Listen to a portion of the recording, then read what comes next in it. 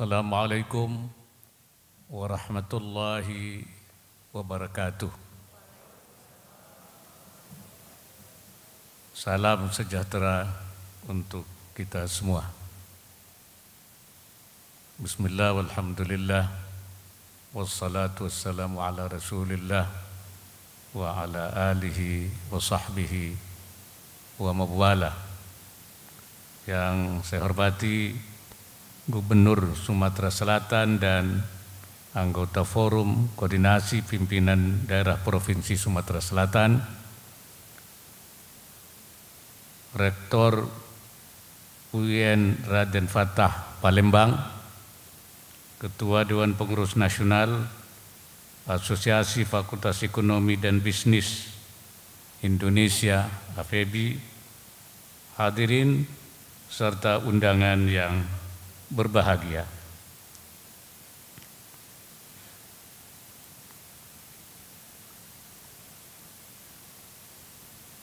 Indonesia sudah merdeka selama 77 tahun dan telah berpengalaman mengarungi berbagai jenis krisis ekonomi maupun kemelut sosial. Menengok ke tahun 2008, sektor keuangan global pernah kolaps yang dipicu oleh krisis ekonomi di Amerika Serikat dan Eropa, serta lonjakan harga pangan dan energi. Akibatnya, pemerintah saat itu harus menaikkan harga BBM dan inflasi dalam negeri meningkat hingga mencapai lebih dari 11%. Ditarik lebih jauh ke belakang lagi, yaitu pada tahun 1998, krisis ekonomi yang lebih dalam mengguncang negara kita, sehingga pertumbuhan ekonomi terkontraksi lebih dari 17% dan rupiah mengalami depresiasi sangat tajam. Sekarang pun situasi ekonomi dunia juga sedang murung. Pandemi COVID-19 menghantam seluruh negara tanpa kecuali, lalu disusul memanasnya tensi geopolitik sehingga memicu kenaikan harga pangan dan energi, dan hal ini masih ditambah lagi oleh masalah-masalah lainnya seperti perubahan iklim. Meskipun menciptakan keterbatasan dan kesulitan, krisis biasanya juga ditandai adanya perubahan dan kebaruan. Krisis ekonomi di Indonesia di masa lalu melahirkan reformasi struktural, perbaikan tata kelola pemerintahan, dan juga dorongan mendesain program pembangunan yang lebih inklusif. Saat ini bangsa kita patut bersyukur atas aneka pencapaian di tengah berbagai ragam persoalan, termasuk pertumbuhan ekonomi yang menunjukkan tren positif, inflasi yang relatif terkendali, dan surplus neraca perdagangan. Sekalipun demikian, pada level domestik kita masih memiliki problem serius yang mesti ditangani dengan baik.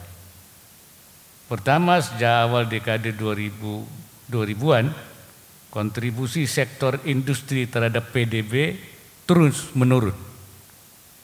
Padahal sektor industri merupakan tulang punggung ekonomi dengan nilai tambah yang tinggi.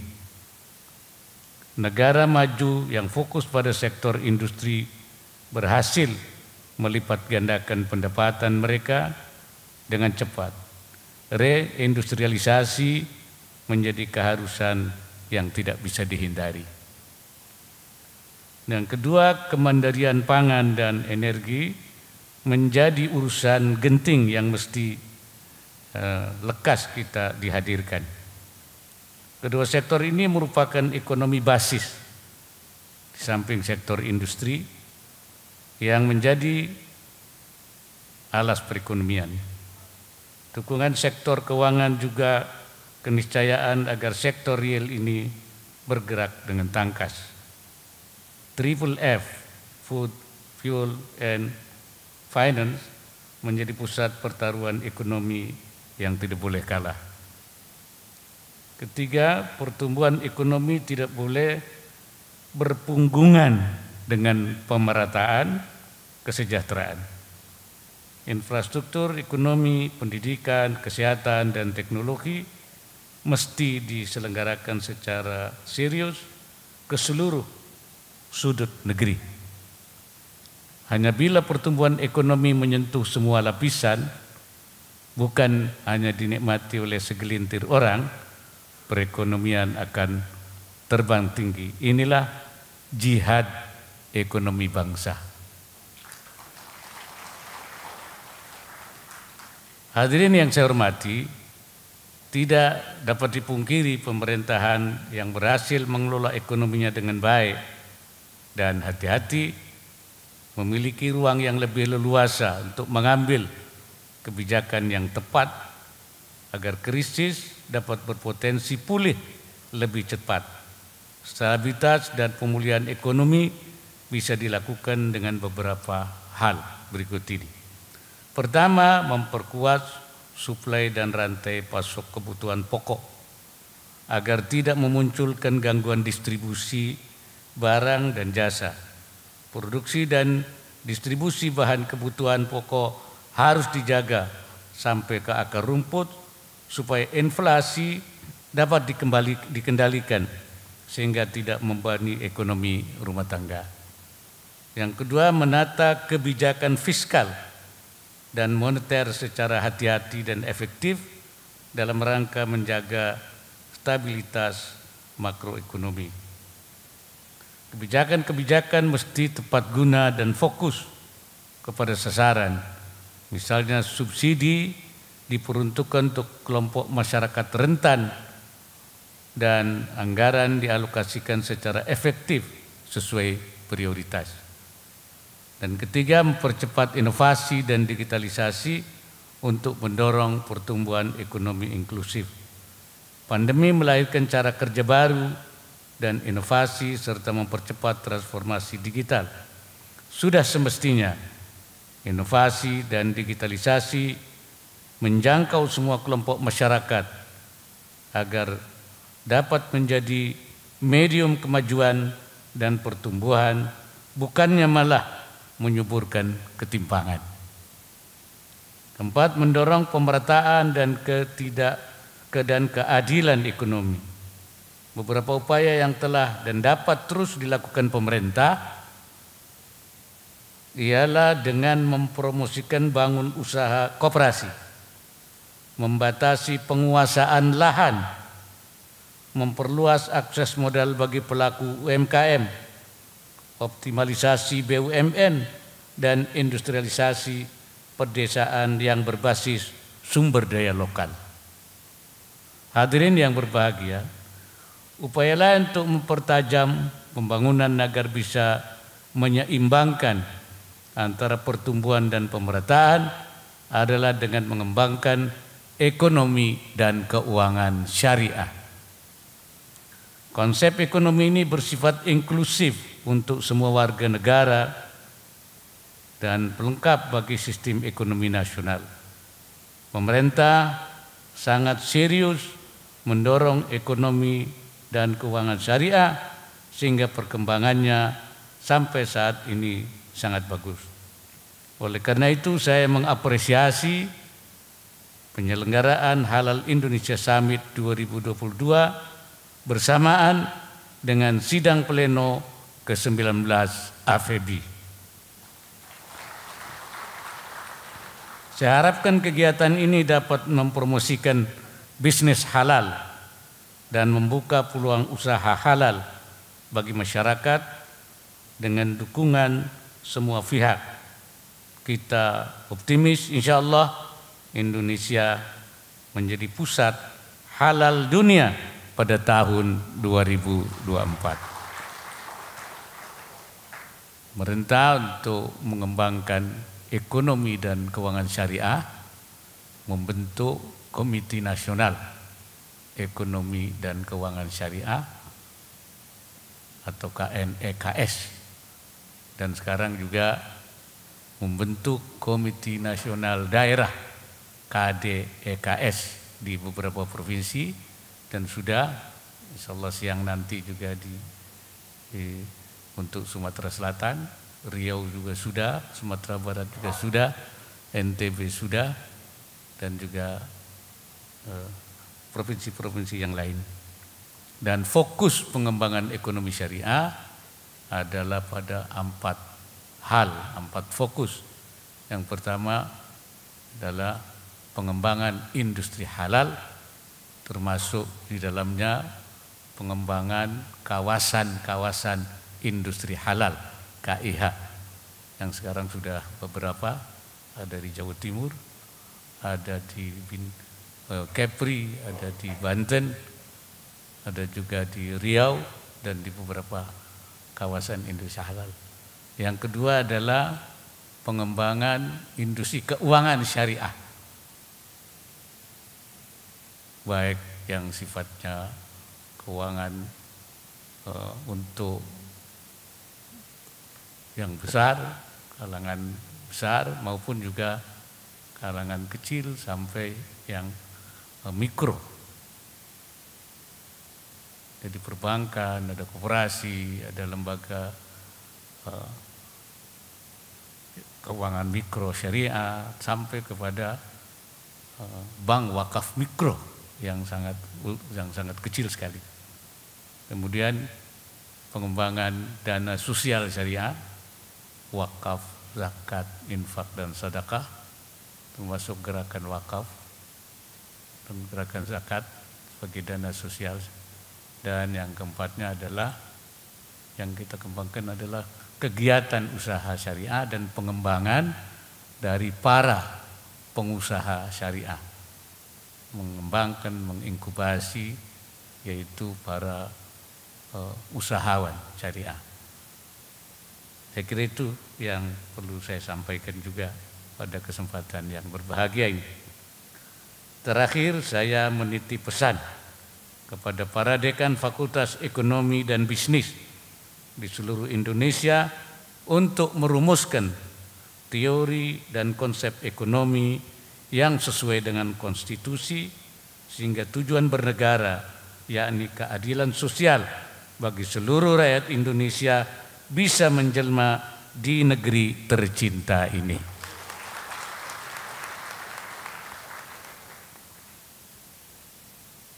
Dan negeri ini memang dikaruniai oleh Allah sumber daya alam yang besar. Saya kutipkan karena ini di UIN ya, saya kutipkan satu ayat bahwa itu memang Allah menentukan. Wa ja'ala fiha rawasiya min fawqiha wa baraka fiha wa qaddara fiha aqwataha fi 4 ayyamin sawa'an lis-sa'ili. Jadi Allah menjadikan bukit-bukit, gunung-gunung di atas bumi, memberkati bumi, dan menentukan makanan-makanannya, penghasilannya di bumi ini. Sudah ditentukan dalam 4 hari untuk memenuhi kebutuhan yang memerlukan.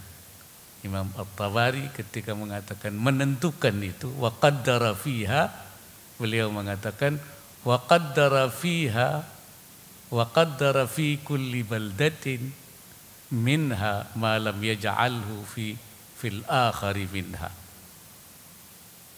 tima'ashi ba'dihim min ba'din bittijarah min baldatin ila baldatin.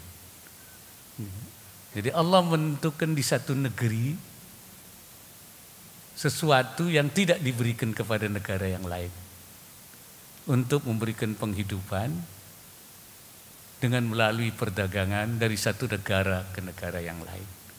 Nah, kita ini ditentukan oleh Allah, ditakdirkan itu memperoleh banyak sekali, ya, memiliki pertanian, perkebunan yang tidak dimiliki oleh negara lain.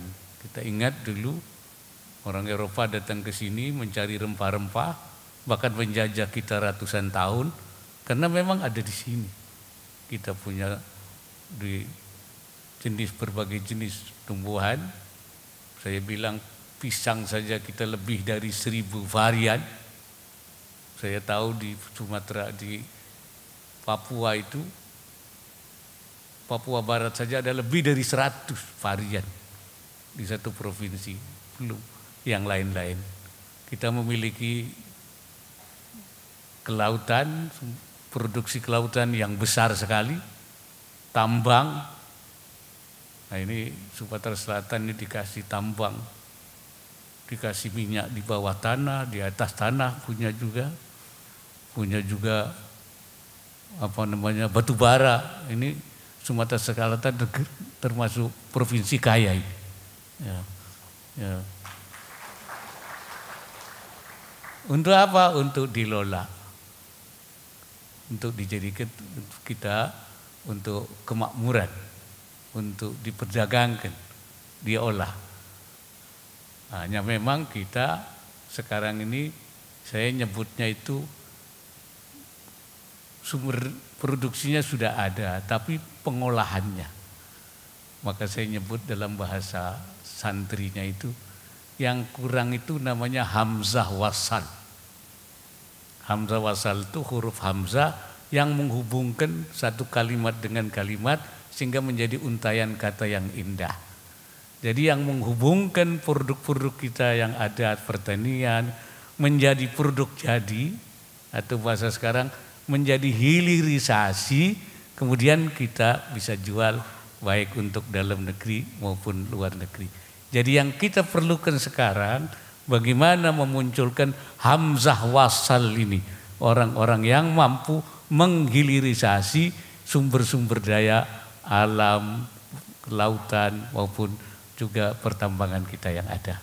Saya kira ini pertemuan ini harus bisa merumuskan itu, sehingga kekayaan alam yang kita miliki akan kita jadikan sebagai modal untuk menjadikan Indonesia maju dan sejahtera ke depan.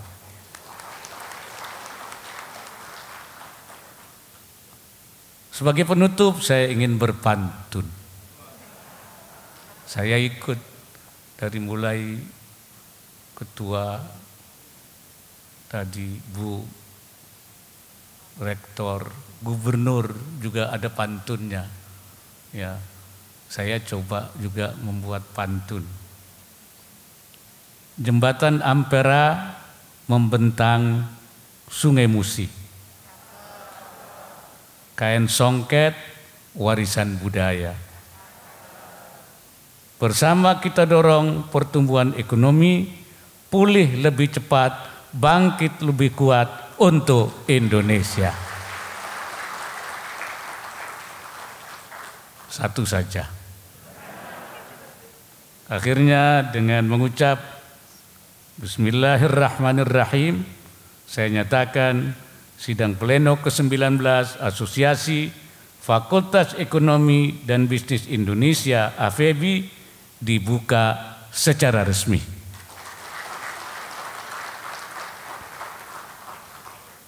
Semoga Allah Subhanahu wa taala senantiasa memberikan inayahnya, himayahnya, dan meridai setiap ikhtiar yang kita lakukan. Wallahul muwaffiq ila aqwamit thariq. Wassalamualaikum warahmatullahi wabarakatuh.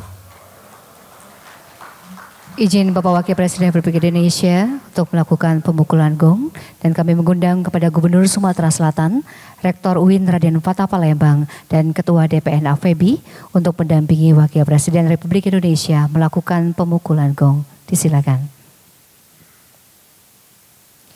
Dan kami akan pandu dengan hitung mundur bersama. 3, 2, 1. Bismillahirrahmanirrahim.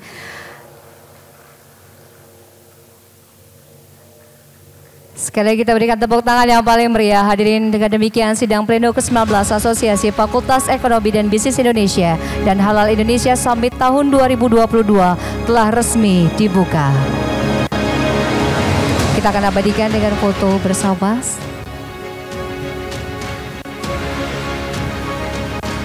Kami persilakan Bapak Wakil Presiden Republik Indonesia mendapat kembali menempati tempat duduk. Gubernur.